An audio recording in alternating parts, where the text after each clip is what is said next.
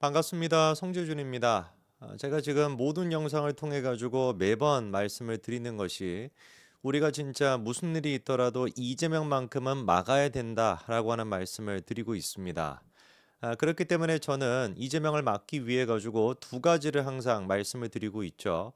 첫째 같은 경우는 우리가 무슨 일이 있더라도 분열돼서는 안 된다. 그런데 분열돼서는 안 된다라고 하는 얘기는 여러분이 명확하게 이해를 하셔야 되는 게 분열을 시키는 사람을 자제시키고 분열을 시키는 사람을 비판하는 게 분열을 하는 게 아닙니다.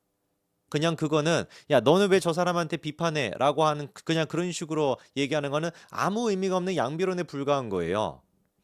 예를 들어 가지고 지금 이제 오세훈 시장 같은 경우는 결국에 대권을 포기했습니다. 아주 현명한 행동이었죠. 그쵸? 서울시장으로서 그 자리를 지키고 계시는 것이 사실상 오세훈 시장이 해줄 수 있는 제일 중요한 역할이고 제일 지금 필요한 역할인 거 아니겠습니까? 오세훈 시장이 그런 결단을 내렸습니다. 그 결단이 진짜 의미가 없게끔 되지 않도록 하기 위해서라도 이재명이 대통령이 되는 것만큼은 막아야 돼요. 그래서 김문수, 홍준표, 한동훈 3명의 지금 후보가 있습니다. 저는 당당하게 말씀을 드립니다. 만약에 이 경선을 통해 가지고 김문수로 정리가 됐다. 저는 김문수 후보 지지할 거고요. 홍준표로 정리가 됐다. 저는 홍준표 지지할 거고요. 한동훈으로 정리가 됐다. 한동훈 지지할 겁니다. 이게 제가 갖고 있는 생각입니다. 그런데 아까 말씀을 드렸던 분열을 조장하는 사람들 같은 경우는 야, 나 김문수 돼? 그러면 나 절대로 나 투표 안 할 거야. 이런 지금 부류가 있고요. 야, 홍준표 돼? 나 절대로 또 안 할 거야. 이런 부류가 또 있고요. 나 한동훈이 돼? 나 그럼 절대로 투표 안 할 거야. 또 이런 부류가 있습니다. 제발 좀 정신 좀 차리시기 바랍니다. 우리가 지금 그런 식으로 여유를 부리고 있을 때가 아니에요. 6월 3일입니다.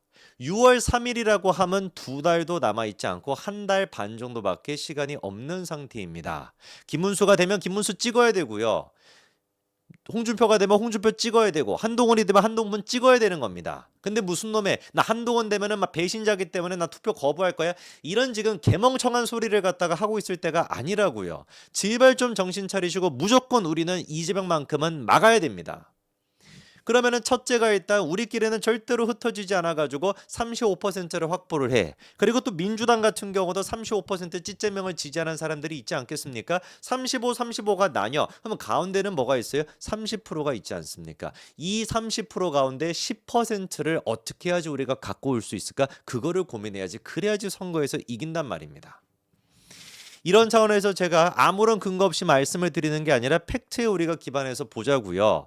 한국갤럽이 이번 금요일 날 내놨던 조사를 한번 보십시오. 이재명 37, 김문수 9%, 한덕수 2%. 그래서 한덕수 총리가 대권 여론조사 첫 등장했다라고 했는데 참 제가 진짜 이 기사를 보고 그때도 한번 말씀을 드렸죠. 이 인간들이 뭘 모른다. 아무것도 모르고 그냥 아무 소리나 하구나. 한덕수 총리는 절대로 나올 수 없다라고 제가 말씀을 드렸죠. 이번에 결국에 어떻게 했습니까? 당연히 대권에 나가시지 않는다라고 얘기하셨습니다. 지혜로운 행동이시고요. 당연한 행동이었고 잘 하셨습니다.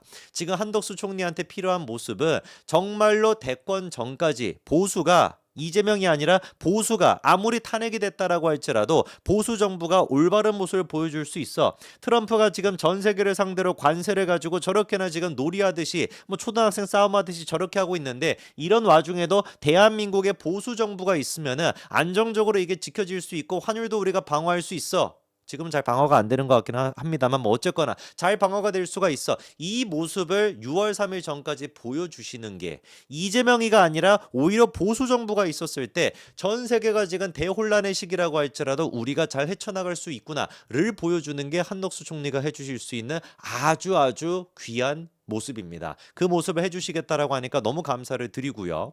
자, 차기 대통령 선호도를 보니까 지금 어떻습니까?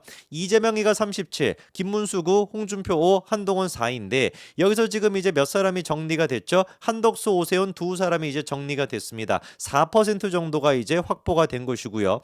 이 가운데에서도 기타라고 지금 얘기하는 사람들이 있는데 한번 보십시오. 빨간색을 지금 전부 다 합치게 된다면 어느 정도가 나오게 됩니까? 사실상 한 30% 정도가 나온단 말이에요. 제가 그래서 말씀을 드리는 것이 뭐냐, 어떤 경우가 됐든지 간에 나 민주당만큼은 안 돼, 어떤 경우가 됐든지 간에 나는 일단 보수 쪽을 찍을 거야 라고 하는 사람이 30에서 35%가 됩니다. 윤석열 대통령의 그 초반 지지율부터 시작해가지고 쭉 이걸 보더라도 물론 이제 그 밑으로 떨어지는 경우도 있었습니다만 어떤 경우든지 간에 나는 일단 보수를 찍을 거야라고 하는 사람들이 30, 35가 돼요. 이재명도 마찬가지냐? 마찬가지입니다. 민주당의 지지율 한번 보실까요? 민주당 지지율 같은 경우는 40%가 지금 되어 있고요. 국민의힘 같은 경우는 30%로 10% 격차가 나 있는데 이거는 두 가지 의미가 있습니다. 일단 첫 번째 같은 경우는 민주당 지지율이 40%인데 이재명의 지지율은 몇 %였습니까? 37%. 약간의 이제 그 차이가 있죠. 민주당은 내가 지지하더라도 이재명은 지지 못하겠다라고 하는 사람도 어느 정도 있다는 겁니다. 항상 그래가지고 이재명의 대통령 선호도는 35%가 고정치였어요. 37%가 나온 거는 윤석열 대통령의 탄핵 이후에 약간 좀 지금 개딸들이 결집한 것 같은데 탄핵 전국 내내 이재명의 지지율 같은 경우도 30에서 35가 그 사이에서 왔다리 갔다리 했었습니다. 매번 그러니까 제가 말씀을 드리는 것처럼 보수 쪽 35 그리고 민주당 35 이거는 디폴트 값으로 간다라는 것이죠.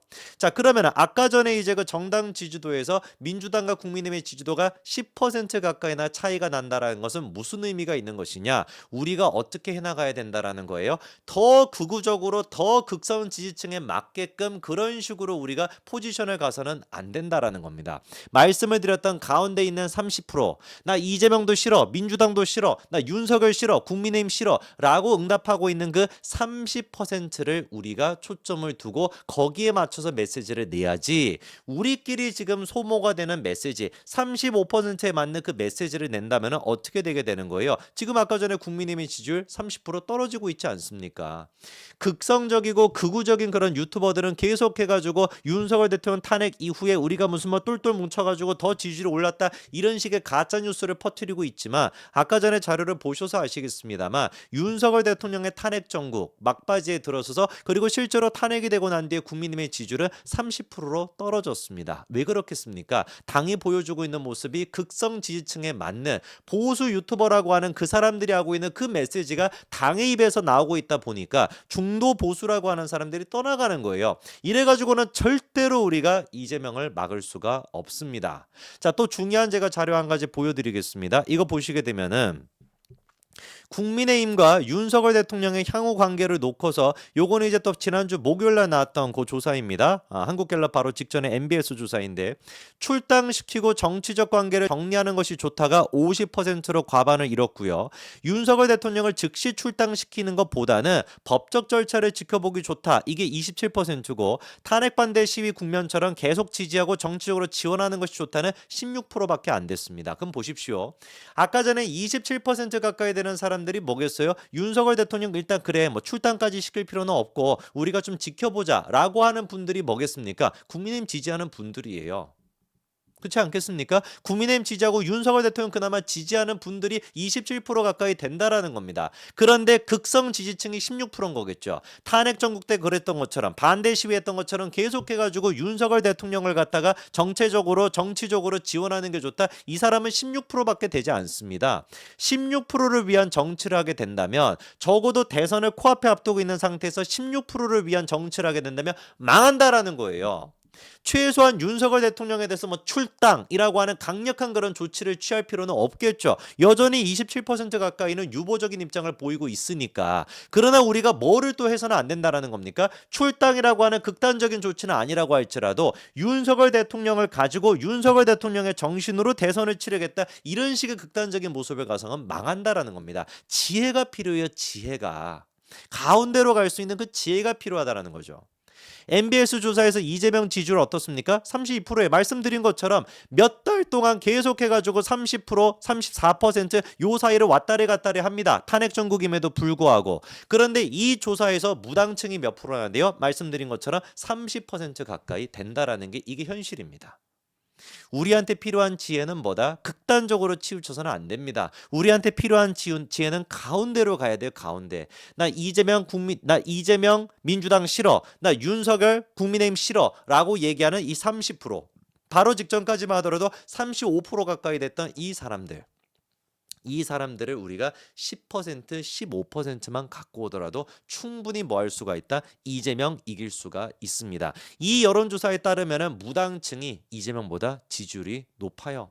모름씨라고 우리 얘기하지 않습니까? 나 모르겠다. 아무도 지지하지 않겠다. 모름씨를 지지하고 있는 사람이 이재명보다 여론조사에서 앞서고 있다라는 이 현실을 반드시 우리가 자각해야 됩니다. 그래야지만 이재명이 대통령 되는 거 막을 수 있습니다.